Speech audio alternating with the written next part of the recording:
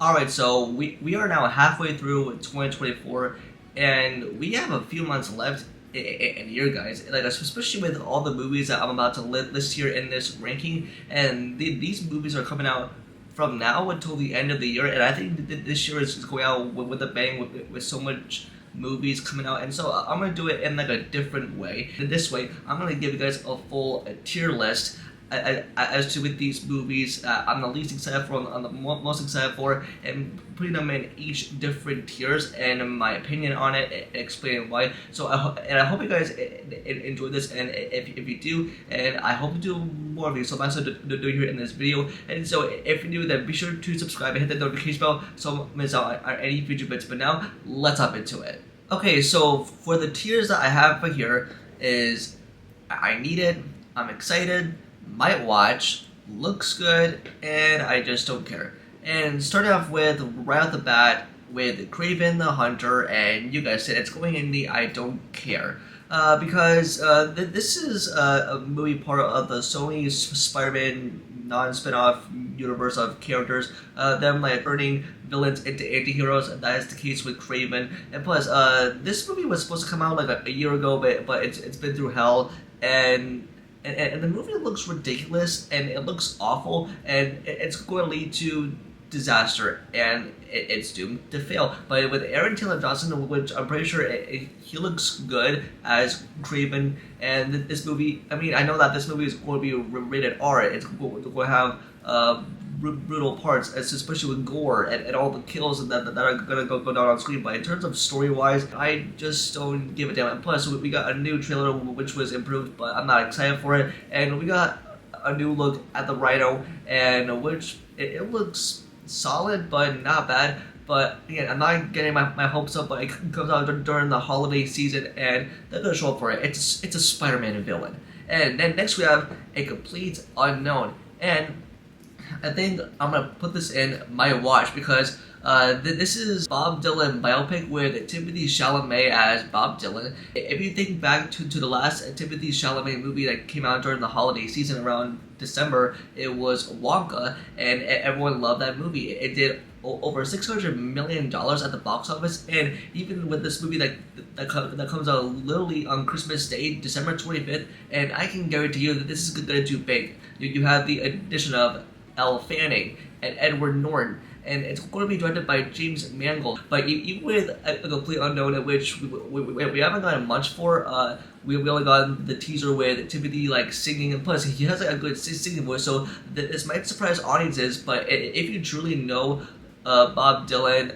I don't know much history about, but I'll definitely listen to his tunes and to prepare for this movie. But again, this is a biopic telling the story of Bob Dylan and his life, played by Timothée Chalamet. Oh, I guarantee you, all the fangirls of this person are definitely going to show up. He's one of the A-lister person now, a big name in Hollywood, if you will. And next we have is Sonic the Hedgehog 3. I'm going to put it, I need it now, because this is the third entry in the Sonic franchise, and that is going to be the highest video game movies of all time. If you look at Sonic 1, I mean, it came out at an unfortunate time because it came out before the pandemic, but it still made its money. But even with the Sonic 2, that did numbers, and plus with Sonic the Hedgehog 3 coming out during the holiday season, it's also gonna do like so much at the box office because you bring in the introduction of Shadow, voiced by Keanu Reeves, one of the best actors of all time. And with Sonic, Tails, and Knuckles going up against Shadow, who is probably going to be the main villain, like being more powerful, and the marketing is teasing an epic showdown between Shadow versus Sonic, and even displays that on the poster and in the trailer. It looks action-packed. It has high stakes, especially for Sonic. He has found his family, especially throughout the course of these two movies. But hey, you have a Dr. Robotnik back, played by Jim Carrey, and Jim Carrey is going to have two roles in this film. Plus, we have the introduction of Gerald Robotnik, and they're going deep into the relative storyline. But again, I am excited for this movie, and yeah, I mean, it's going up against Mufasa, and it's going to have a competition, but I am excited for it. And next we have is Wolves, and I'm going to put it in looks good because with This is the movie that's starring Brad Pitt and George Clooney. These are iconic, legendary actors. And with this movie, this is about trying to cover up a crime scene that happened. And with these two detectives played by George Clooney and Brad Pitt, they're going to team up together, and it's going to be like a combination of a thriller and a comedy with these two, and it's being directed by John Watts, that the MCU's Spider-Man Homecoming trilogy for Marvel, and plus we've seen what he could do in the superhero genre, and imagine what he's going to do with this comedy thriller with George Clooney and Brad Pitt doing some epic comedic stuff. I bet it's gonna be so funny, but it's also gonna have a blend of crime and thriller as well. So I'm excited to try this one out. Plus, it's going to be an Apple TV Plus film, and I'm pretty sure it's going to have a limited release. But hey, I might check this one out, and everything looks good. And then next we have is Wicked, and I'm gonna put it on. I am excited for this movie, and because this is based on the Broadway musical that has been going on for decades now. You have Ariana Grande as Glinda, and she's gonna crush it. And you have the Wicked Witch, and this is based on the story, the prequel of the Wizard of Oz, and based on everything that we've seen from the footage. It has the vibes of that classic film, The Wizard of Oz, and even with the wizard played by Jeff Goldblum. And everyone is going to do amazing, and the songs are going to be fantastic. It's going to have an awesome soundtrack, and it comes out during the Thanksgiving season, in which people are definitely going to show up to this film, especially with people that love the Wicked the musical, and it's based on the play. And I'm pretty sure with these two on screen, I guarantee you, it's gonna do bang. And next up we have is Beetlejuice Beetlejuice, the sequel to the first movie. I'm gonna put it, let's see, in the back of I'm excited, because with the first movie that came out in the 80s, and I enjoyed the film. It was a blend of horror and comedy, but with the sequel, you have a new cast with Jenna Ortega, and with the old cast returning with the Winona Ryder and Catherine O'Hara, and plus you have Jenna Ortega playing Winona Ryder's daughter in that film, and it's going to be the legacy sequel. I'm pretty sure it's going to be done right, and you have Michael Keaton coming back to reprise his iconic role as Beetlejuice, and he is awesome in that role, especially with his iconic line, "The juice is loose," and it's going to have like the same practical effects and meaning as what the first movie delivered. But I'm pretty sure it's going to add a new layer and meaning for what the first film represented in the Tim Burton world, and he crushed it with the first movie. I'm excited to see it this week. I think I'm seeing it early at the time of this video, and so yeah, so expect a full review for that. I'm excited for Beetlejuice. I mean, bring it on, and bring on Tim Burton. And then next we have is Moana 2, and I'm gonna say it. I'm gonna put this. I mean, I don't know. You know what? Yeah, I'm gonna make this fair. I'm gonna put it in the middle of I am excited, because with the first Moana that came out back in 2016, it was a big hit. But not only that, but as time went on, it was viewed by a younger generation. I mean, younger children loved the first Moana, and she's become like a big character IP in the Disney animation world. And it became the most viewed thing on Disney Plus. And plus, that movie was successful, especially with Dwayne Johnson as Maui, one of those popular iconic songs, and just with the look of the sequel, and with Maui and Moana are sailing off to a whole new adventure, and bring back the pig and hey the chicken. But not only that, but I think this could be a real win for Walt Disney Animation Studios. But with this movie that is the sequel to the first movie that is beloved, and I'm pretty sure like this is gonna do bang for Disney and for the animation department. And yeah, I'm pretty sure it's gonna have some new songs. But like we've seen what they can do, and just based on everything that we know, it looks like Moana 2, it's gonna be great. And the next one that we have up is Speak No Evil. I'm gonna put this like in the front of looks good, because it has the Blumhouse name attached to it, And I'm going into this movie with low expectations because if you look at the recent titles that Blumhouse has put out with this year with Night Swim, Imaginary, and I think Afraid is now in theaters, but I heard it's terrible. I'm not going to see them. Probably never will. But even with Speak No Evil, and I think this is like a remake of People Said that came out back like recently, so this is more recent. But even with it has a James McAvoy playing a psychopath, and we've seen what he can do in the world of being like a psychopath. Plus, I love Split, and he did amazing in that role. But with him playing a psychopath and Speak No Evil, it's like a concept of like a family that goes on a holiday and noticing, and that like especially with his character as like all psychopath on them, and yeah, he's gonna have that touch point of evil. But again, it's going to have some thrills, it's going to have scares, probably going to have some kills, but we have no idea. But again, it looks good, and I'm intrigued to see for what it has to deliver. Plus, it's Blumhouse. They make scary movies, but I think that this is their chance to make us scared again, or that as well. And now, next up we have is Mufasa. I'm going to put it in back of I don't care, because with the live-action Lion King that came out back in 2019, that did $1 billion, and just with the look of the film, it's live action, and the animals had no real emotions. I mean, I remember the first time I saw it, I thought it was fine, but with the animated Lion King from 1994, it remains one of my favorite Disney animated films of all time, and I will always stand by that, always. But with the live action Lion King that came out and did bank, but people did not like it. But this is the prequel to the live-action film, and this is going to tell the origin story of Mufasa and his brother Scar, of how they became brothers, and so somehow it's just like start out as orphans, and how Mufasa became the Lion King. But it's just this whole prequel thing that I'm simply. I don't give a damn about. Plus, this is going up against Sonic 3. I'm sorry, Disney, but Sonic is taking this one home because, I picked, like, Sonic 3 over Mufasa. But again, it's live action, but we'll see how it goes. It might end up good, but we'll see. And next we have is Gladiator II, but let's see.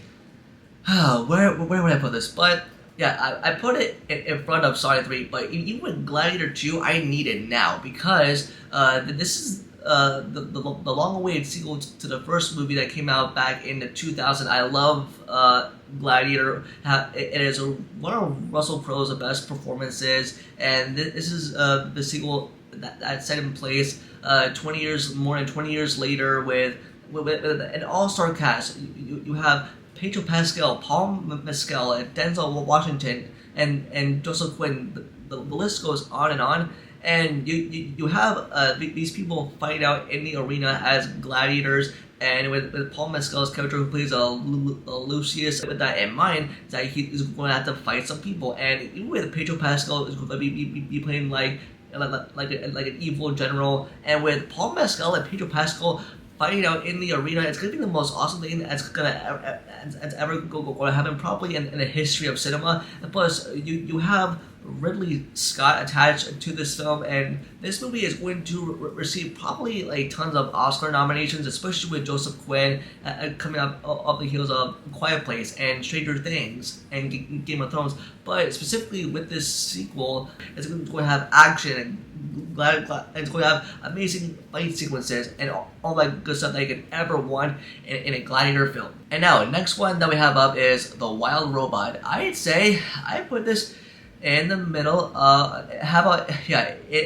In the back of my watch here, because this is the new film from DreamWorks, and I've enjoyed the films as a kid for me, but even with their animation as it is upgraded now to modern day now, it looks amazing. Like we've seen that with Puss in Boots: The Last Wish, but even with this concept of animation that they're going to deliver and adapt within this new movie called The Wild Robot, it's gonna be based on like a cool new adventure. It's gonna be like a cute little film. You have Lupita Nyong'o, I think voicing the robot. I believe. I don't know, but I'm very excited for what DreamWorks has cooked up with this new animated film.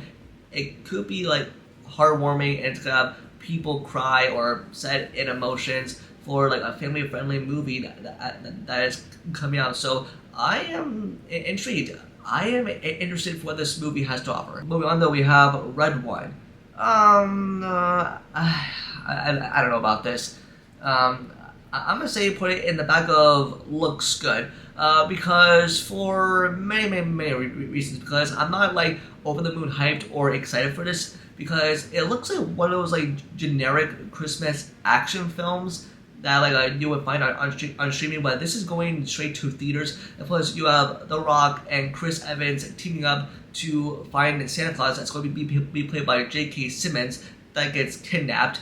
And judge based on the set pieces, and I don't know if it's gonna deliver anything new, but hey, you have The Rock in an action film teaming up with Chris Evans, who is Captain America. So you have these two legends who were both in the superhero genre, playing like detectives searching for Santa Claus, and it's gonna be a fun time. Again, it's not something I'm looking forward to, but hey, I am interested. It looks kind of generic for a Christmas movie, but hey, this looks like a lot of fun. It's going to have that holiday cheer to it, and yeah, I'm pretty sure they're gonna do a great team. And this looks sort of good as well.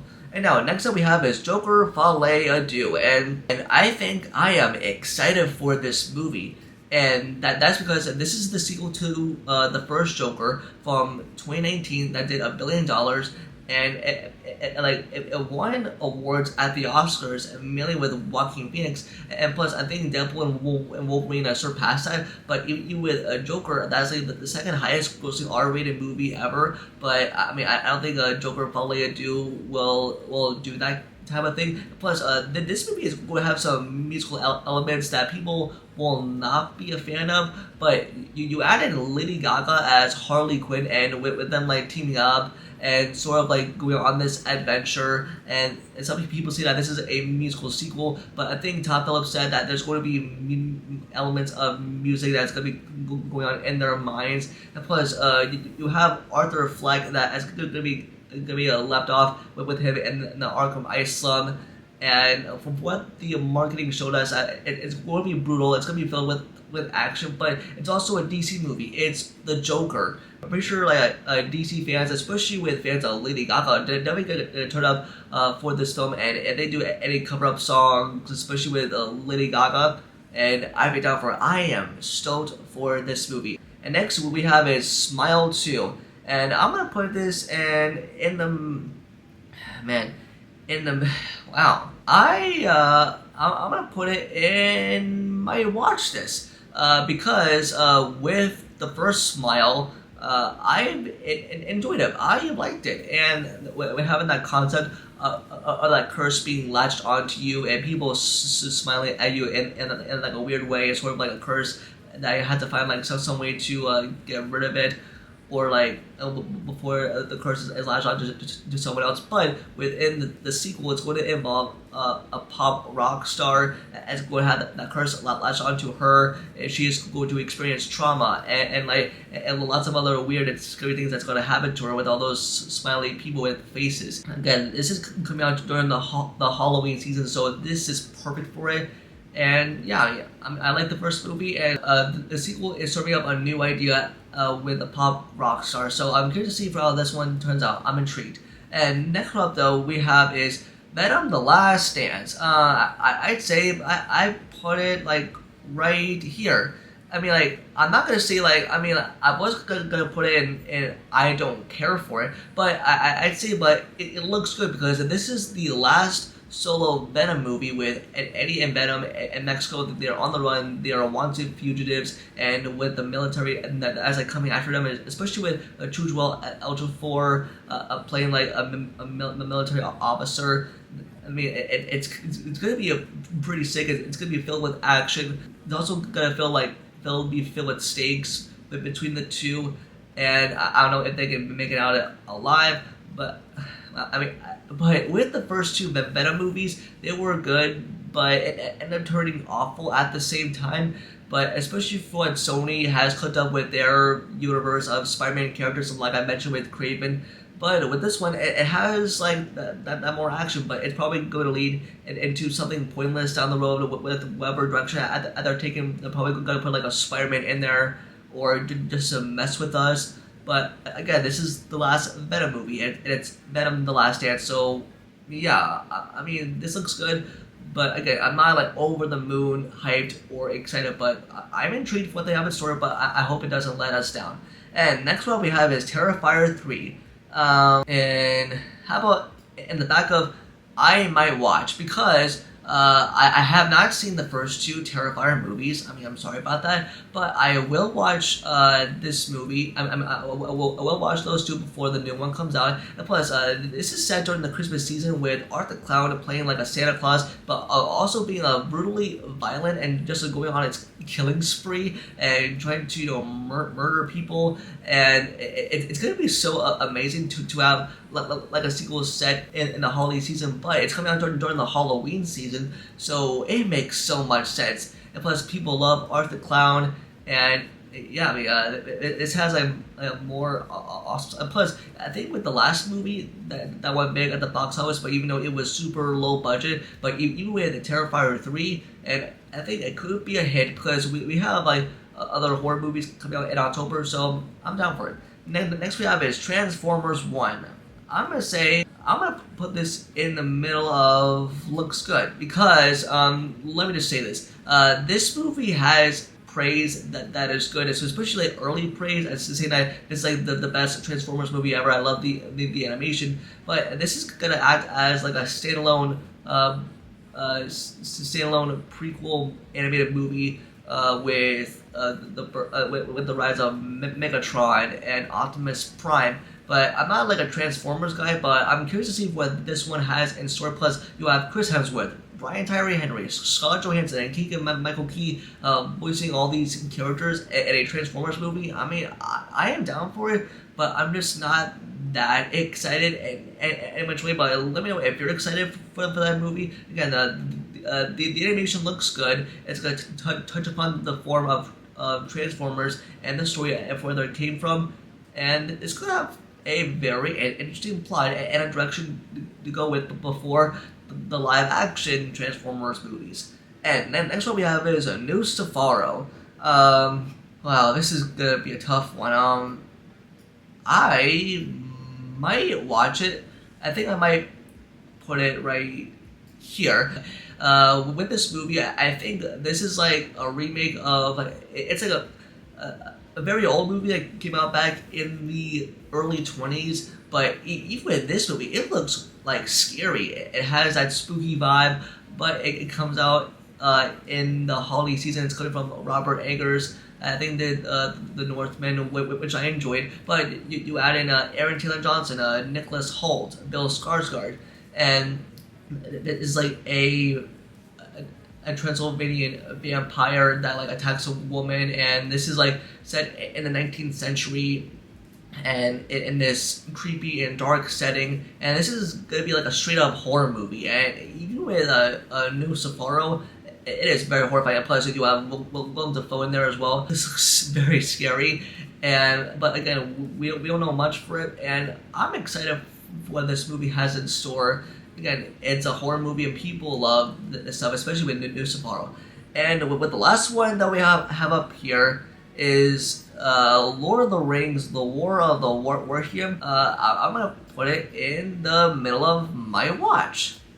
In the middle of, my watch, because I'm not an anime guy, just so you guys are aware of. But even with Lord of the Rings, one of the most popular and iconic movie franchises of all time, just so you know that. But this is like a prequel that's going to be set like 200 years before the events of the trilogy. And on top of that, you add the fact that this is going to be in complete anime, and it's Lord of the Rings. People are going to turn up for this movie, and it's going to touch upon some stuff in the world of the trilogy, and it's going to be a fascinating story for how they do this within the world of Lord of the Rings, with this prequel being in anime form. Again, the visuals and the animation, it looks fantastic. It's going to have some amazing sequences, and probably do its best to set up for what came before the original trilogy. That's gonna do it for this tier list ranking. I'll put it right here, and these are all the films that I am interested in, and plus we only have a few months left in this year, and I'm pretty sure that this year is going to end with a bang with these films coming out. It's going to be a very exciting time between now until the end of 2024. Yeah, we have a lot of exciting stuff coming up. That's going to do it for this video. Just let me know in the comments below what are you mostly looking forward to for the rest of this year, 2024, based on this tier list ranking, and how would you rate these movies based on your excitement? Are you that excited or not? But just let me know in the comments. Don't forget to like the video and subscribe and turn on the notification bell for future videos. And you also follow all my social medias, all which linked down below, including my Patreon. And with that, I'll see y'all in the next video. Peace.